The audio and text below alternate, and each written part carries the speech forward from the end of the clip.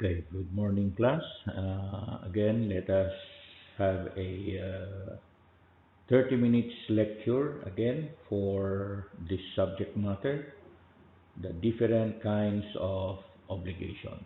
So please listen, and again, if you have some question, feel free to ask them later on by putting them in our chat box so I could address the different concerns you may be having. Now, for those students who finds it difficult to have this online class, you may open this one and download the lectures I have given to you. So, at least pwede kayong mag-attend even during your free time. So, please cooperate because as you know, the online education system will still continue up to the second semester. So let us now go with Article 1189, which discusses about loss, deterioration, and improvement of a thing during dependency of a condition. Now, Article 1189 states that when the obligations have been imposed with the intention of suspending the efficacy of an obligation to give, the following rules shall be observed in case of the improvement, loss, or deterioration of the thing during dependency of the condition. So the first one is, if the thing is lost without the fault of the debtor, the obligation shall be extinguished. Second, if the thing is lost through the fault of the debtor, he shall be obliged to pay damages. It is understood that the thing is lost when it perishes, or it goes out of commerce, or it disappears in such a way that its existence is unknown or it cannot be recovered. Number three, when the thing deteriorates without the fault of the debtor, the impairment is to be borne by the creditor. Now, if it deteriorates through the fault of the debtor, the creditor may choose between the recession of the obligation and its fulfillment with indemnity for damages in either case. Then number five, if the thing is improved by its nature or by time, the improvement shall inure to the benefit of the creditor. Lastly, if it is improved at the expense of the debtor, he shall have no right other than that granted to the usufructuary. So, to better understand the Article 1189, we have here a table. So, if it is through a fortuitous event or by nature and the thing is lost, the debtor's liability will be extinguished. However, if it is a deterioration due to fortuitous event, it shall be borne by the creditor. When it comes to improvement, it should inure to the creditor's benefit. However, if the loss is through the debtor's fault or action, the debtor is liable for damages under loss. Under the deterioration, the creditor may choose between a recession and damages or fulfillment and damages.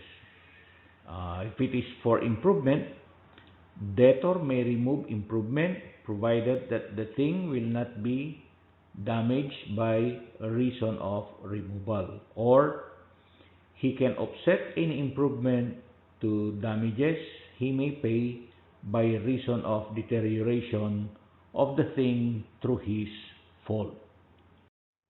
Now, if you will observe Article 1189, this article really discusses about loss, deterioration, and improvement of an object during dependency of a condition. Now, please bear in mind that this article or this provision or the provision of this article is only applied if the object is a specific thing. So, pag specific thing yung object, 1189 is applicable. However, if it is generic, it will not be applicable. And another thing is, 1189 is also applicable if the suspensive condition has been fulfilled. So when we say it is a specific thing, it cannot be replaced. And there are three things which might happen to this specific thing during dependency of the condition. And that is, it might be lost, it might deteriorate, or it might improve. Now, when we say loss, the loss may be due to the fault of the debtor. The second one is the loss is without the fault of the debtor, of course. Then for the deterioration may be fault of the debtor, or the deterioration of the object is without the fault of the debtor. Now, when it comes to improvement, the object may improve by time or nature.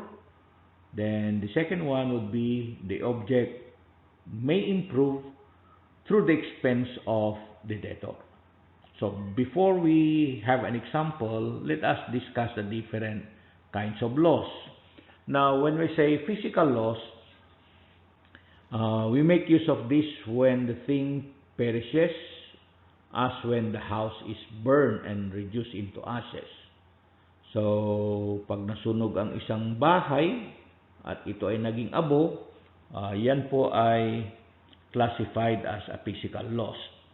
Then another thing is the legal loss when a thing goes out of commerce. Ibig sabihin, kung merong isang specific thing, tapos itong specific thing ay naging obsolete, wala ka nang mabili, so wala ka nang pwedeng ipalit, that is considered as a legal loss because it goes out of commerce. Ibig sabihin, it's no longer available, so you cannot buy it anymore. Then the next thing is a civil loss when a thing disappears and its existence is unknown. So pwede ito pagka kunyari meron kang isang specific dog na i-deliver, tapos itong specific dog na ito ay lumayas, nawala, at hindi mo na alam kung saan siya napunta. That could be classified as a civil loss. Or another thing, kung alam mo man yung location, but it can no longer be recovered. An example of this is, kunyari, sumakay ka ng barko na mai-deliver kang isang singsing sa isang buyer, tapos yung singsing na ito ay nahulog dun sa dagat. So, you know the location, pero since nahulog dun sa dagat, it would be impossible for you to recover it. So, that is also classified as a civil loss. Okay, so let's now have an example for loss. Now, let us say our example is Alex promised to give his only car to Mark if Mark will pass his CPA board exam. Now, so in this example, our debtor is Alex. Mark will be our creditor. Then the object will be a specific thing, and that is the only car of Alex. Now, let us say Mark passes the board exams for CPA. Now, if Mark passes the CPA board exams, then Alex is now obliged to give his only car to Mark.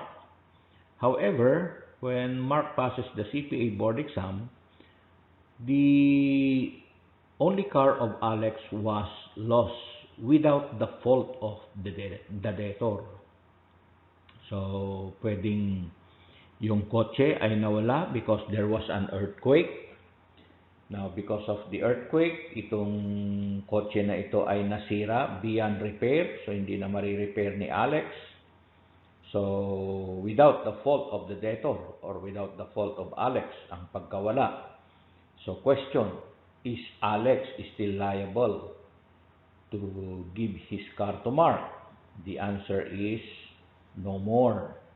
The obligation of Alex to give the car to Mark will be extinguished because the loss was due to fortuitous event. So, ibig sabihin, walang kasalanan yung debtor. Now, supposing, balik rin naman natin, na nung pumasa si Mark, yung kotse ni Alex ay nawala because of negligence on the part of Alex to take care of the specific thing. The question is Alex liable? The answer is yes. Si Alex will be liable. So, since nawala yung specific thing, Alex will be obliged to pay for damages. So, damages ngayon ang pwedeng i-charge ni Mark kay Alex. Now, supposing balik ka rin naman natin, ibahin natin yung scenario. Let us say, ang example ay Alex promised to give Mark 1 million peso if Mark will pass his CPA board exam. So, nung pumasa si Mark, then Alex is now obliged to give the 1 million peso to Mark.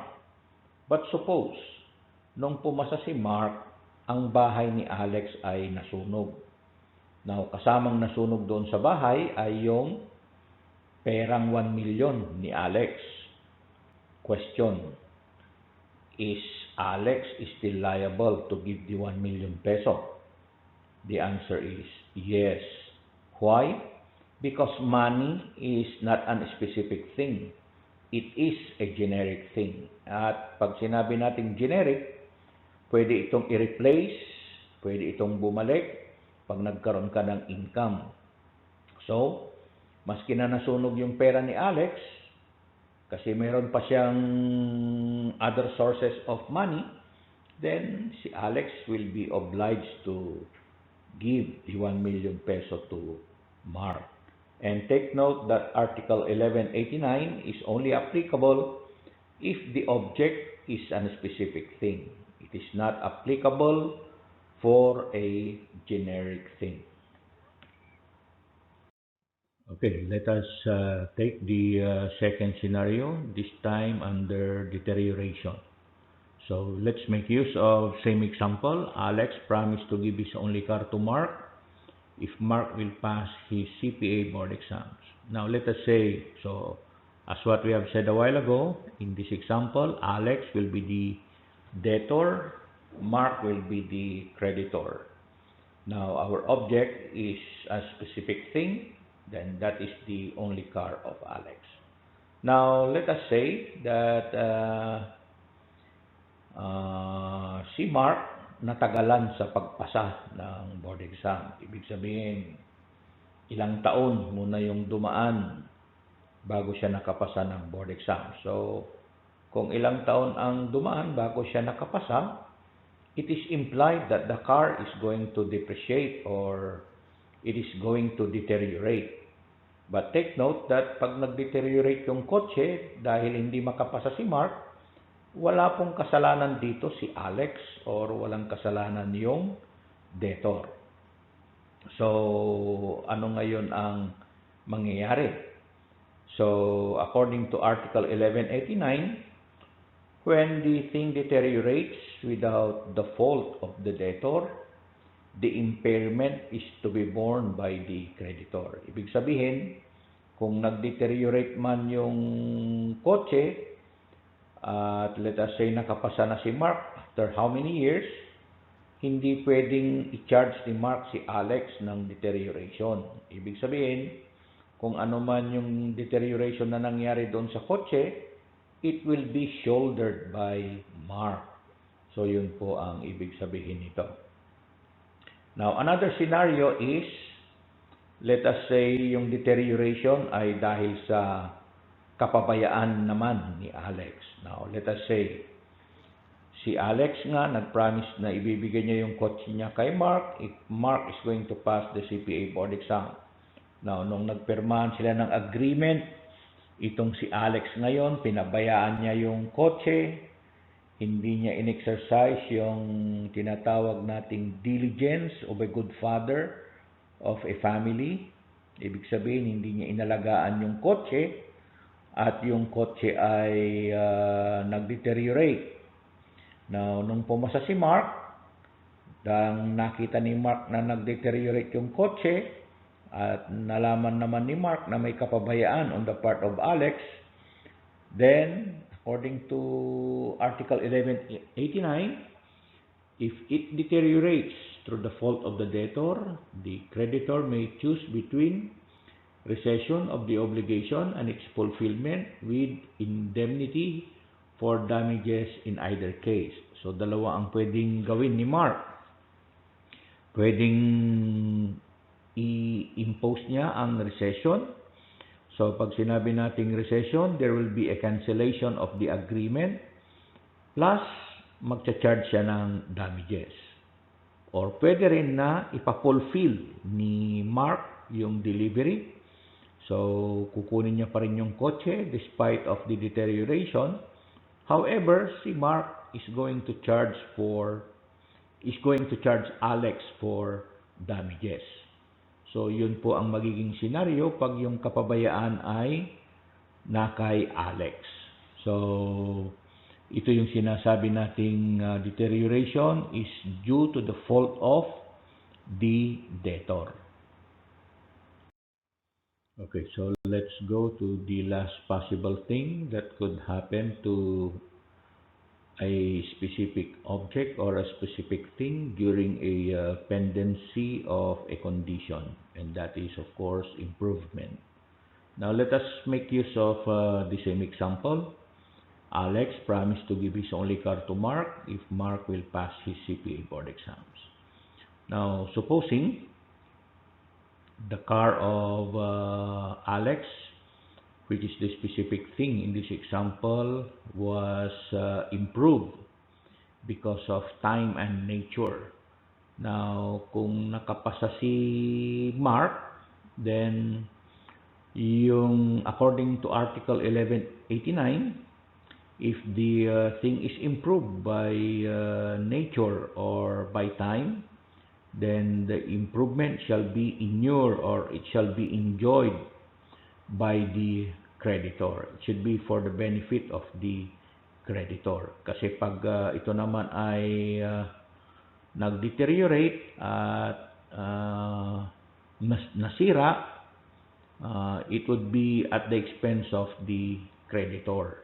So pag ito naman ay nag-improve, it would be for the benefit of the creditor then. Now, however, it would be a different scenario if the improvement was done at the expense of the debtor. Now, kunyari itong si Alex, nung nasa kanya pa yung kanyang only car, gusto niyang ma-enjoy ang pagdadrive, nagpa-install siya ng air conditioning unit doon sa kotse. Now, what will happen now if Mark passes the CPA board exam? Now, if according to Article 1189, pag pumasa si Mark, then Alex will now be obliged to give the car to Mark. However, yung in-install niya ngayon na improvement, which is the air conditioning unit, pwede niya itong tanggalin, provided na hindi masisira ang appearance ng kotse na kanyang ibibigay kay Mark. Pero kung yung pagtanggal mo nitong air conditioning unit na ito na in-install mo ay makakasira doon sa appearance ng kotse, then Alex will have no other right than that granted to the usufructuary. Now, usufructuary, ang ibig sabihin niyan is it is for the benefit of enjoyment. Ibig sabihin, nung nasa kanya yung kotse, ang only right na nasa kanya ay usufructuary. Ibig sabihin, magkakabit si Alex ng air conditioning unit for his comfort kung gagamitin niya yung kotse. So, yun lang po ang binibigay na right ni Article 1189 sa debtor. So, at si Alex, hindi niya pwedeng i-charge si Mark kung ano man yung expenses na na-incur niya doon sa improvement ng kanyang kotse. So, yun po ang ibig sabihin when it comes to improvement and under Article 1189. Okay, so let us now go with the next article, that is Article 1190. And this will be discussing about the effect of fulfillment of a resolutory condition. So Article 1190 states that when the condition have for their purpose of extinguishment of an obligation to give, the parties upon the fulfillment of the said condition shall return to each other what they have received. So in case of loss, deterioration, or improvement of the thing, the provision which with respect to the debtor are laid down in the preceding article shall be applied to the party who is bound to return. As for the obligation to do and not to do, the provision of the second paragraph of Article 1187 shall be observed as regards to the effect of the extinguishment of the obligation. Okay, so let's now go with the effect of fulfillment of a resolutory condition. So it is implied that once the resolutory condition has been fulfilled, then the obligation would be extinguished. That's number one. Now, obviously, from the start, that once the resolutory condition is fulfilled, the obligation is also extinguished. Now, number two, because the obligation is already extinguished, then the parties should return or restore to each other what they have received, including the fruits and interest. Then, number three, the rule of 1189 will apply to whoever has got the duty to return in case of loss, deterioration, or improvement of the thing. Now, para mas maintindihan natin ito, let's have an example. Let us say Alex gave Mark a portion of land, provided that Mark will no longer go to the casino. So that is the resolutory condition. Ibig sabihin, dapat si Mark ay hindi na pupunta sa casino. Now, supposing after a year, itong si Mark ay nagpunta ng casino. So, kung itong si Mark ay nagpunta ng casino, he now violates the agreement or the condition in the resolutory condition. And what is the rule? The rule is the parties should return or restore to each other what they have received, including fruits and interest. So meaning, kung within that year, itong si Mark ay mayroon siyang mga nakuhang fruits and interest doon sa lupa ni Alex na kanyang binigay, itong si Mark is obliged to return this fruits and interest to Alex. That is the penalty of Mark for violating the resolutory condition. And itong si Alex naman, yung obligation niya to give the portion of land to Mark will automatically be extinguished. Parang walang naging agreement kasi nga na-violate yung condition doon sa resolutory condition wherein itong si Mark ay hindi na dapat pupunta sa casino. So, yun po ang ibig sabihin nitong effects ng 1, 2, and 3. Number 4, if the obligation is to do or not to do, now the court are given the power to determine the retroactivity of the fulfillment of the obligation. Okay, so now let's go with Article 1191. Now, Article 1191 states that the power to rescind obligations is implied in reciprocal ones in case one of the obligors should not comply with what is incumbent upon him. The injured party may choose between the fulfillment and the rescission of the obligation with the payment of damages in either case. He may also seek rescission even after he has chosen fulfillment, if the latter should become impossible. The court shall decree the rescission claim unless there be just cause authorizing the fixing of a period. It is understood to be without prejudice to the right of the third person who have acquired the thing in accordance with Articles 1385 and 1388 and the mortgage law.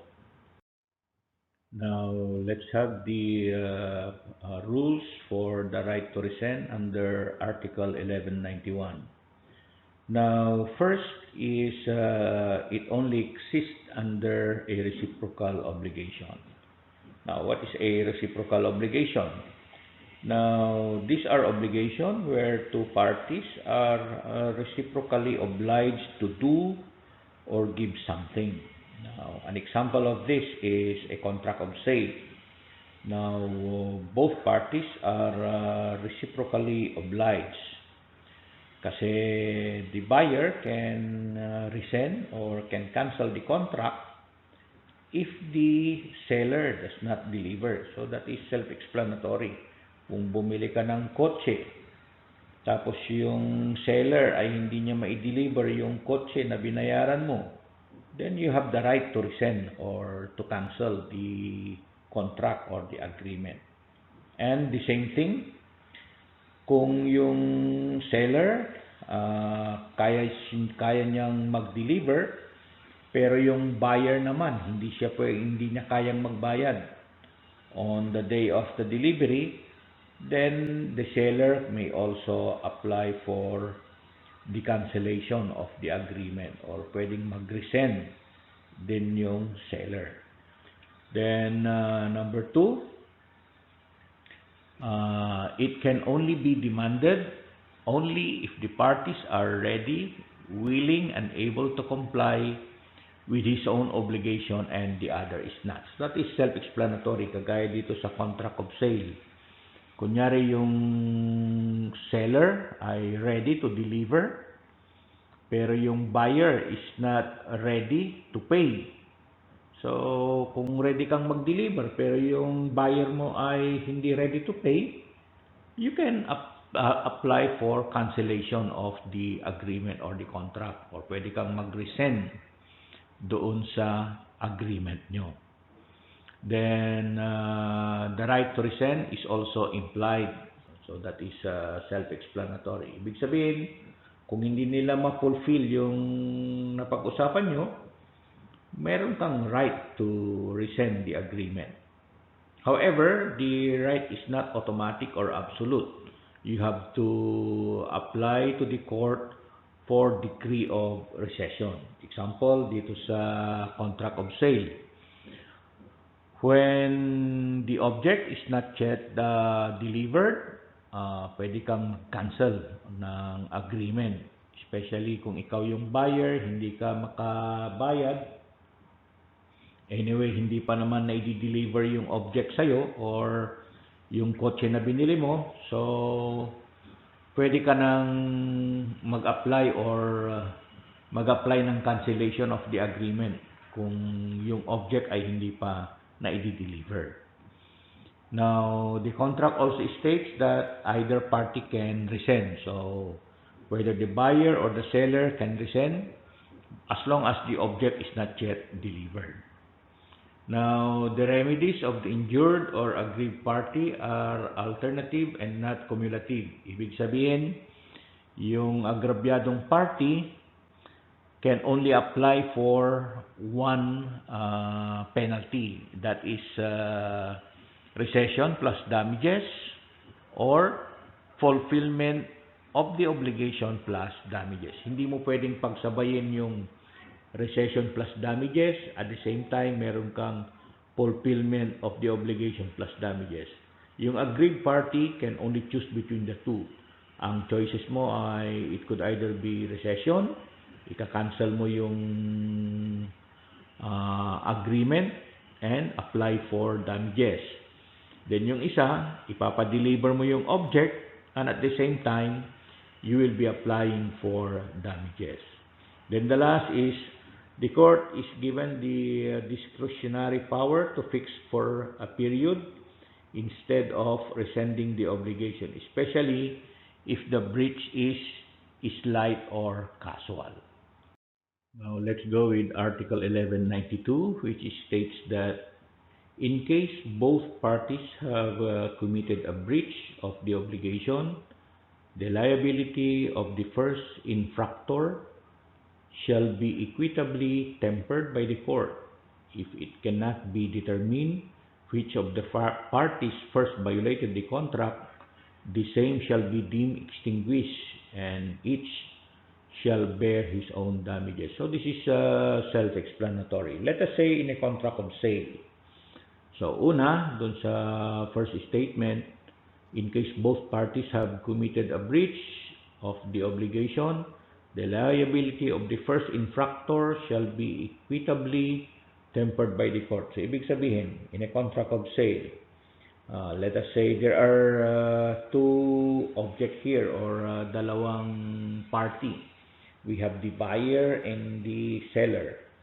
Let us say yung seller ay naunang nagloko doon sa kanilang contract. Ibig sabihin, meron siyang paglulokong ginawa doon sa delivery of the car. Nung nalaman nitong buyer na itong si seller ay may ginawang kalokohan, itong si buyer din ay gumawa ng sariling kalokohan niya din doon sa contract. So, in that case, ang court ngayon will determine kung sino yung naglokong nauna. So, in our example, ang naunang nagloko ay si seller. So, ang gagawin ng court, i-magnify niya ngayon or i-measure niya kung ano yung damages na dapat bayaran ni seller doon sa pagluloko na kanyang ginawa.